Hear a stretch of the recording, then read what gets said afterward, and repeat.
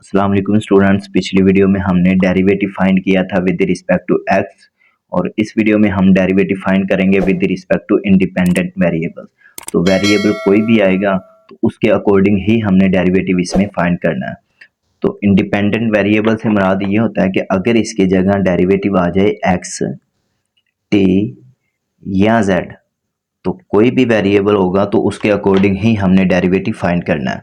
तो सबसे पहले हम इस सवाल को लेट कर लेते हैं। लेट कर लो इसको y के इक्वल।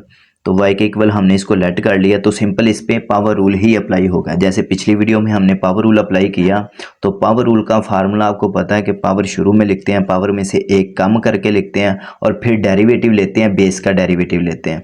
तो सेम हम इसमें डेरिवेटिव लेंगे विद रिस्पेक्ट टू x, क्योंकि इसका वेरिएबल इसके अंदर मौजूद है x। तो derivative with respect to x। अब इस पे हम derivative with respect to x find करेंगे। डी ओवर डी एक्स, ये y लिख लिया, और d over d x a x plus b की होल पावर है 3। तो इस पे पावर रूल लगेगा। पावर रूल का फार्मूले का आपको पता है कि पावर को शुरू में लिखेंगे और फिर पावर में से एक कम करके लिखेंगे। एक कम करके लिखा तो मेरे पास 3 में से 1 कम किया तो मेरे पास आया 2। तो डेरिवेटिव ले लेंगे बेस पे डेरिवेटिव ले लो, ए एक्स प्लस बी। तो सबसे पहले आपको पता होना चाहिए कि पावर रूल में पावर शुरू में, पावर में से एक कम, डेरिवेटिव ऑफ बेस। और बेस का डेरिवेटिव ये होता है, यहाँ पे जैसे लिखा हुआ है ए एक्स प्लस बी, ए एक्स प्लस बी। तो ए एक्स प्लस बी का आप डेरिवेटिव दोनों का अलग अलग ही लगाएंगे। इस पे डेरिवेटिव अलग से लगाएंगे और इस पे भी डेरिवेटिव अलग से लगाएंगे।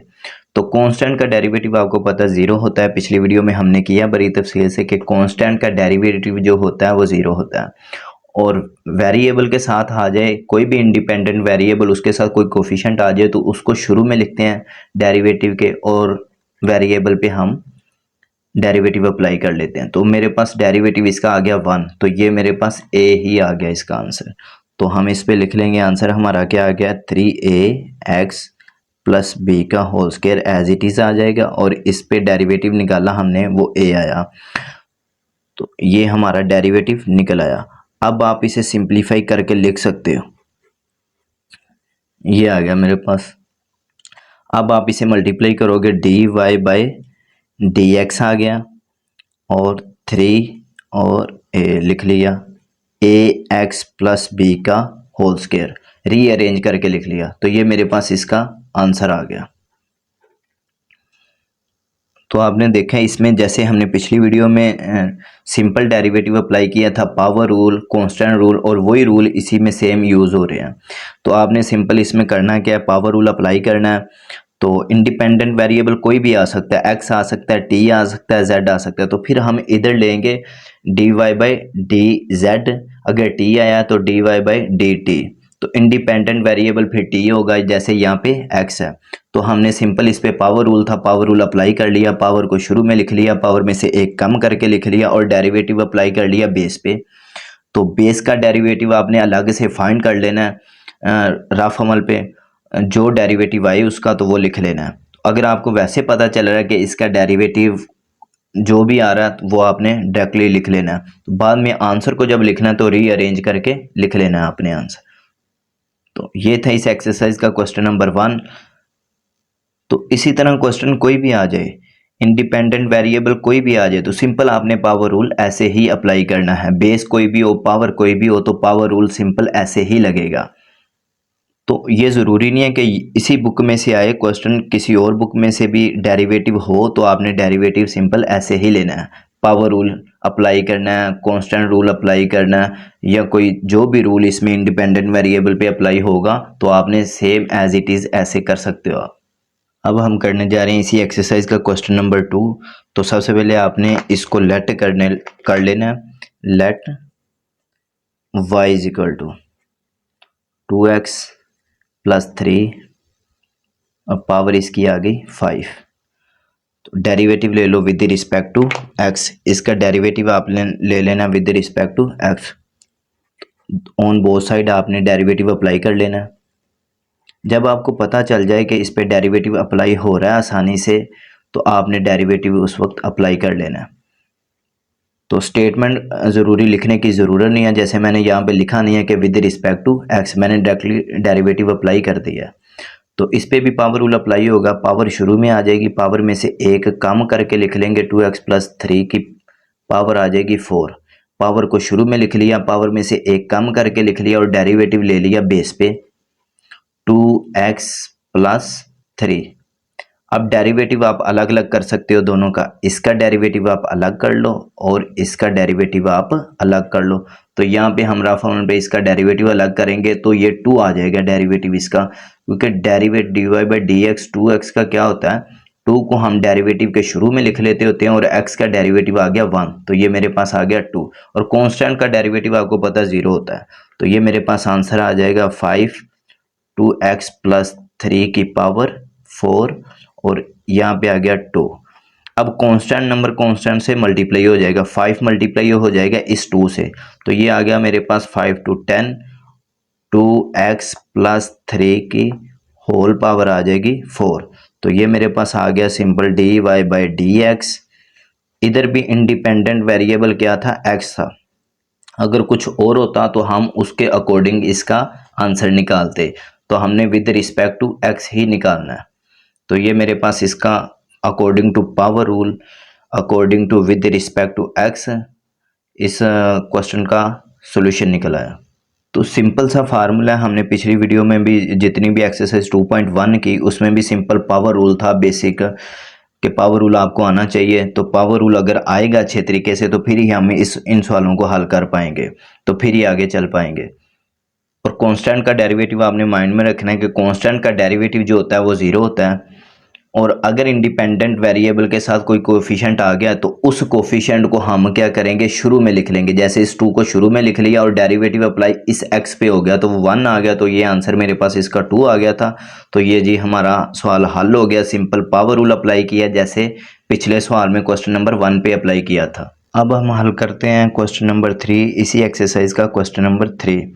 तो इसकी पावर आप देख रहे हो माइनस में है, तो इस पे भी सिंपल पावर रूल ही अप्लाई होगा, लेकिन इसकी पावर माइनस में आ गई है तो कोई बात नहीं, हम इस पे अकॉर्डिंग टू टी लेंगे derivative with respect to t और पावर रूल इस पे अप्लाई कर लेंगे। तो सबसे पहले हम लेट कर लेते हैं इसको, लेट y = 3t+2 की पावर -2 आ जाएगी, और इस पे डेरिवेटिव लेंगे विद रिस्पेक्ट टू टी। आप यहाँ पे लिख सकते हो derivative with respect to t. तो हमने अकॉर्डिंग टू टी लेना है डेरिवेटिव। अब हम लेंगे d/dt, जैसे पीछे हमारा इंडिपेंडेंट वेरिएबल होता था x और यहाँ पे इंडिपेंडेंट वेरिएबल आ गया t, तो इधर भी हम ले लेंगे dy/dt।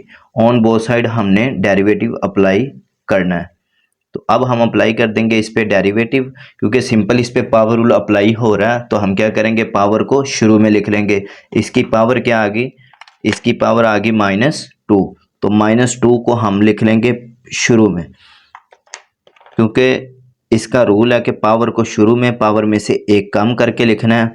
3t+2 की पावर में से एक कम करके लिखो। अब -2 में से एक कम करो, तो -2 में से एक कम किया तो मेरे पास आंसर आया -3, तो पावर इसकी आ गई -3। तो डेरिवेटिव ऑफ बेस होगा, तो बेस का डेरिवेटिव आप यहाँ पे निकाल लो। बेस का डेरिवेटिव क्या होगा, डेरिवेटिव 3t+2, ये बेस है इसकी, इसका डेरिवेटिव अलग से निकालेंगे और इसका अलग से निकालेंगे। तो इसमें 2 क्या आ गया, कांस्टेंट, कांस्टेंट को तो 0 होता है, और इसको शुरू में लिख लेंगे और t का डेरिवेटिव आ गया 1। t का क्यों आ गया, क्योंकि इसमें इंडिपेंडेंट वेरिएबल आ गया t, तो इसका आंसर मेरे पास आ गया 3। तो 3 लिख लो यहाँ पे। अब 3 मल्टीप्लाई हो रहा है, ये दोनों कांस्टेंट नंबर जो है ना -2 और 3 ये मल्टीप्लाई हो जाएंगे। -2 × 3 ये हो गया -6, 3t+2 की पावर आ गई -3, तो अब आपको मैंने बताया कि इसको अरेंजमेंट करके लिख लो, रीअरेंज करके लिख लो, यानी कि -6 आ जाएगा। पावर बताया था मैंने आपको कि पावर माइनस में नहीं होनी चाहिए, ये पावर इसमें माइनस में है तो ये प्लस में होनी चाहिए। तो प्लस में करने के लिए पावर अगर नीचे आ जाएगी ये सारी की सारी, तो ये पावर हो जाएगी प्लस में 3t + 2 और इसकी पावर हो गई प्लस में 3 हो गई। तो ये मेरे पास independent variable with respect to t निकलाया dy/dt, और यहाँ पे भी आप लिख लो dy/dt और dy/dt।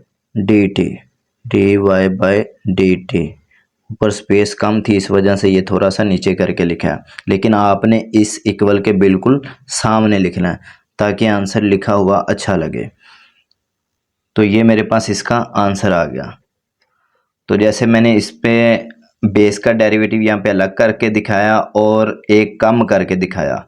पावर में से एक कम करने से मेरे पास आया -3। -2 में से माइनस में जितने कम करते जाएंगे, अगर पावर माइनस में है तो उतनी वैल्यू ज़्यादा होती जाएगी। जैसे -2 में से मैंने माइनस किया 1, तो मेरे पास आंसर आया -3।